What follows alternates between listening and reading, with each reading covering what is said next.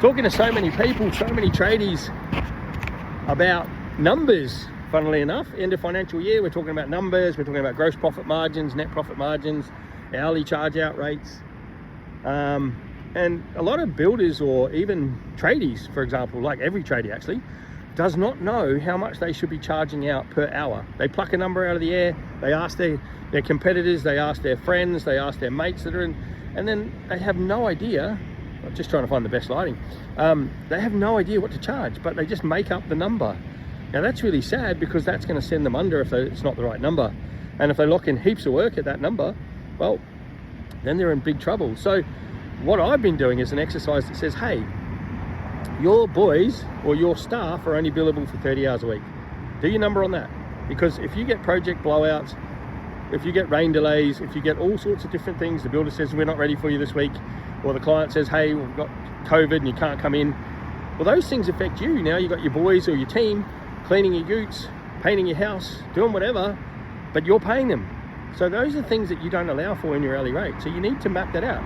30 hours a week, 42 weeks of the year they're billable, and if you can build that into your hourly charge out rate, then you will never do work for free. You will never ever lose money. And also factor in you want 20% net profit. So anyway, we're going to go back to the office and we're going to do a bit of an exercise on that to show you how your P&L should be set up and all of the things you need to know to get your charge out rate sorted. Anyway, we're going to go to the office. Come back with me. Come on.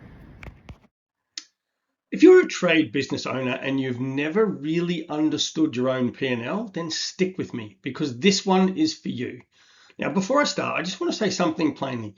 Most of the tradies I coach, and I mean most, come to me not knowing the difference between gross profit and net profit. Now, that's not because they're not smart. It's because nobody ever sat them down and actually explained it to them, let alone their accountant. See, you left your trade, you started a business, and someone handed you a P&L once a year that you nodded and filed away. Hey, that's normal. That's not a dig at you, by the way. That is just pretty much everyone I coach. I'm going to point out today exactly what's wrong with it. The same mistake I see on almost every P&L that lands on my desk, and then I'll show you what it should actually look like and why that will make such a difference to you. No matter what you think, you don't need an accounting degree to understand this better. You just need to be shown how to restructure your P&L and how to get the data out of it that you need to run a profitable and successful trade business. Let's go. As you can see, this is a real P&L. Now, total sales just under 486K for the year. That's a pretty good business. If it's a one-man band, maybe a two-man band. Net profit down the bottom is 168,289. Look at that. And you'd think that's not bad. This business is doing okay, and it might be. But here's the kicker. If all you ever look at is that, the net profit figure, you're reading the last page of the book and skipping everything that comes in between that got you there. You've missed the whole story. See, I had a landscaper come to me once and he was turning over 750K a year with 5 staff plus him. He had 3 apprentices and a foreman, and he looked really healthy from the outside, and when we looked at his net profit figure and his P&L. But the first thing I do with every new client is ask 5 questions, and the question 1 is always the same. What is your gross profit margin? Off the top of your head, come on, just tell me. And if you don't know that number, why not? And he didn't know, strangely enough. And he couldn't know because his P&L wasn't even set up right to show him in the first place. And it turned out his apprentices were actually taking home more money than he was and buying houses before he was. And they were working half the hours. And that's not rare. See, most tradies, before anyone actually shows them what's going on in their numbers, don't have a clue. That's the whole reason I'm making this video. There are 2 mistakes sitting in the middle of all of this, is that the report that nobody looks at, because it's not set up in the first place the right way to give you the right data. And when you've got the data and everything in the right place, doing the right thing, you will have the data to be able to make informed decisions in your trades business. Let's get into it. The first mistake I see, and it's an easy one to miss because it looks completely normal, is that every single dollar in this business is bought in from the entire year sits in one line just labeled sales. 486,045 One number, every job, every client, every type of work, whether it was a quick maintenance call or a 6-month build, all mashed into one figure. And here's why this matters, because if you can't separate your revenue by the type of work, and you cannot tell me which jobs are actually making you money and which ones are quietly costing you money in the background, you haven't got a business, and it's going to be very difficult. So I see this constantly, and it's, say a business does both quick repairs and big installs, and now the owner has absolutely no idea if the repairs are subsidizing the installs or vice versa, because it's all just in one number called sales. Now, if you don't break the revenue down, you're never going to know what's making you money, what's costing you money. And it's super important, because you might be on a project, say like a project for 250K, and you think, well, there's a lot of money in this project. But by the end of it, you get to the end and you go, I haven't made any money on this project. And now I'm actually forking out money in my own pocket to make the client happy. So super important that we get all of this set up for you right, and we start breaking it down into the individual revenue items that you make money on. Okay, so now the second mistake, and this is the big one. This is the one that changes everything on this report. Just have a look at operating expenses, wages and salaries, $201,182. That's quite large, right? Hire of plant and equipment, 32 grand, materials, subcontractors, and super sitting on top of those wages. Add it all up, we get 274,000 sitting in completely the wrong section of this P&L. Now, here's the test I give every client. Ask yourself, would I still be spending this money if I had 0 jobs on the books this month? Rent, insurance, your phone bill, that's still going out whether you're flat out or dead quiet.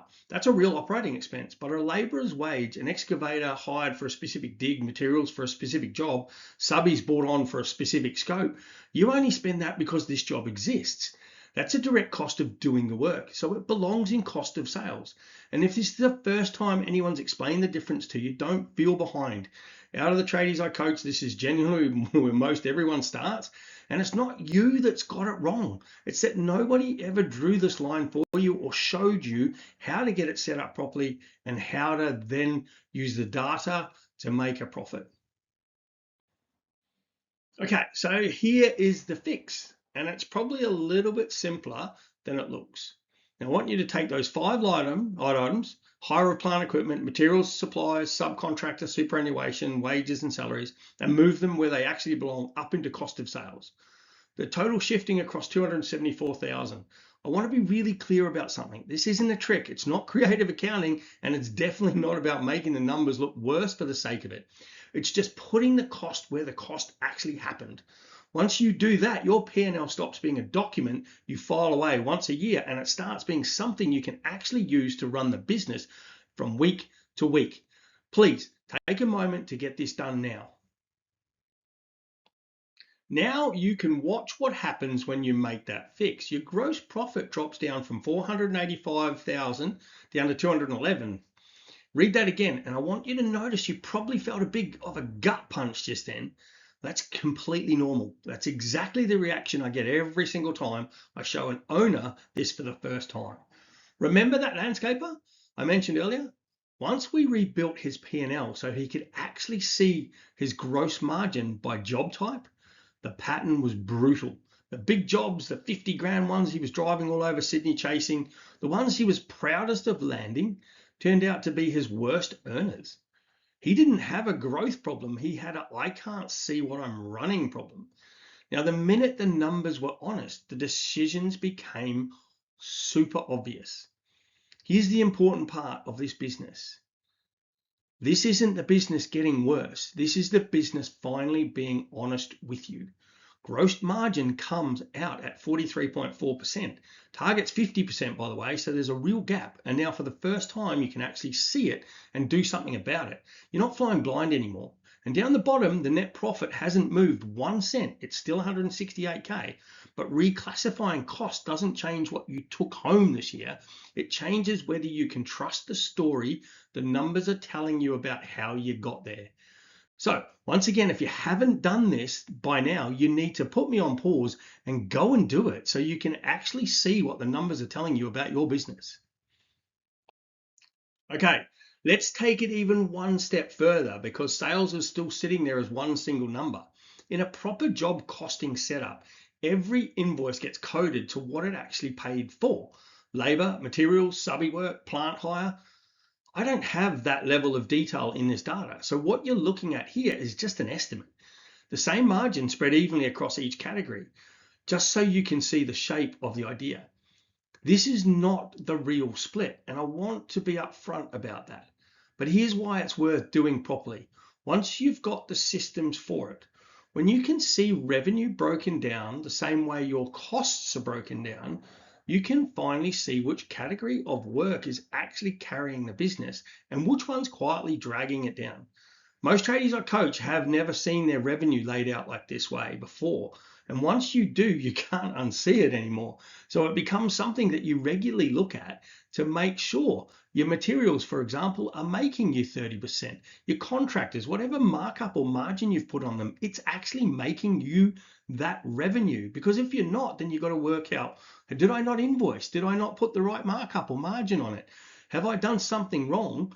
But at least if you're tracking it weekly, you can make adjustments so that you do not lose money ever in your trades business. Okay, so now here it is, the side-by-side version, and this is the slide that usually gets the biggest reaction. Now, before the fix, we had the gross margin looked like it was 99.9%. I want you to sit with that for a second. That means that the report was telling this business owner that almost every dollar of sales was pure profit after almost no direct costs at all. Now, no trade business on earth runs like that. That number was never real. It was just what happens when direct job costs get buried in the wrong section. Now, after the fix, 43.4%, a real number, still short of the 50% target, by the way, but real. And now we can actually build a plan around that number. Net margin sits at 34.6% either way, and that one is already ahead of the 20% target, providing we've taken owners' wages out of there. There's another video on that, by the way. So here's the honest takeaway from this. The top of this report was lying to the owner. The bottom was telling the truth the whole time. He just had no way of knowing why the two didn't line up. And that's the gap. And that's what I'm here to close for you today. That's what you need to work on to make sure you've got the data that helps you to understand whether your trade business is actually profitable or not. And remember, out of net profit can still take or still have owner's drawings taken out of it if you're not paying yourself a decent wage or salary. Remember that. It's an important disclaimer. I mentioned this earlier, so quick one now, and honestly, this catches out more owners than almost anything else I talk through. Drawings are not a wage. They're not a business expense. They don't sit above net profit anywhere on this P&L. Drawings or owner's drawings come out after net profit's already been calculated. So the same idea as a shareholder pulling out a dividend out of a company, for example, it's exactly the same principle here, but it doesn't sit in the P&L. See, I had a Sparky sit across from me once, 3 blokes in total, him, a leading hand and an apprentice, and he's turning over 384K a year. And he told me his profit was 114,000. And he was pretty happy with that, which I can imagine he would, but he probably wants more. So I asked him, are you paying yourself a wage in that? Nah, he said, I just take drawings about 1,500 a week. So I asked him one question. How many hours a week are you working for that 1,500 bucks? 60 hours a week for 1,500 bucks. That's only 25 bucks an hour. His apprentice was actually on more than that. Remember I said that earlier. Nobody said anything about this for 30 seconds. The room went quiet because once you do the maths, you can't undo it and you can't not see it. So now let's run the same maths on this business. This owner's taking 1,500 bucks a week out as well. And over a year, that totals 78,000 gone from his 168,289 net profit. What's actually left in the business once that's accounted for is $90,289.27. That's 18.6% of sales, just under the 20% target. So the honest story is this business is a bit tighter than the P&L makes it look once you factor in what the owner's actually pulling out week to week. And just one more thing before you panic. If the owners paid a proper PAYG wage instead of taking drawings, that wage will already be sitting inside wages and salaries further up the report. Just know which one you're actually doing, because doing both without realizing it is how owners end up confused about where all their money went. How often have you heard, well, it says I've got $868,000 in there, but it's not in my bank account? Well, that's probably because it's gone out on owners' drawings, owners' wages, ATO payments, anything else that's not sitting inside the P&L. So remember, there are a few things that the P&L won't report that you've also got to be aware of. But nobody's going to tell you this stuff. They really don't. So understand your business, understand what makes you a profit in your business, understand your numbers, and you can't go wrong, fellas. So here's the whole video in just one line. Anything you spend to get a specific job done, materials, subbies, plant hire, direct wages, the super sitting on top of those wages, that money moves with the job. It's a cost of sales, not an operating expense. If you get that right and you get a real gross margin instead of a fantasy number, this business is sitting at 43.4% gross margin, as you can see, against the 50% target that we're aiming for, and 34.6% net margin against a 20% target, which looks solid right up until you take out what the owner's actually drawing each week, and then it drops to 18.6%. That landscaper, that Sparky, every owner I've ever sat down with who thought they were fine, they had all the same problems before we started. Now, it's not a growth problem because we don't want to grow a business that's not going to make you money. It's not a marketing problem. It's a I can't see what I'm running problem. Now, the last thing, and I mean this, if none of this was obvious to you before today, that's completely okay, because that's where most of the business or trade business owners I sit with are at, not the exception. The difference isn't whether you knew this one on day one. It's what you're now going to do with it starting from today. Go and find these numbers in your own business. Send us a text, like and subscribe for more on this channel for more tips around your trades business. Hope you've enjoyed today, and I hope this is going to make a massive difference to you hitting that 20% net profit and 50% gross profit target that we're after.